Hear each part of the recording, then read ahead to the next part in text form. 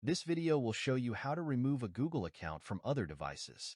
This process helps ensure your account's security and manage the devices connected to your Google account.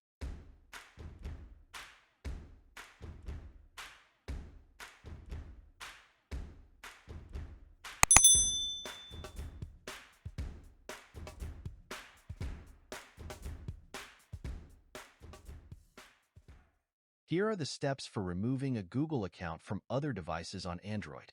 Make sure you're logged into the account you want to remove from other devices.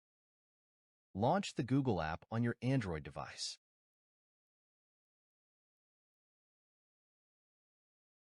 Tap your profile icon in the top right corner.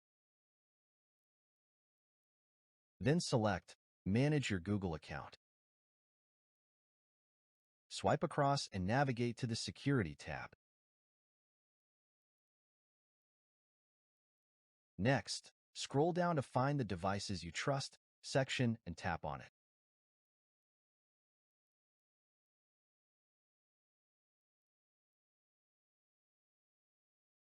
Identify the device you want to remove.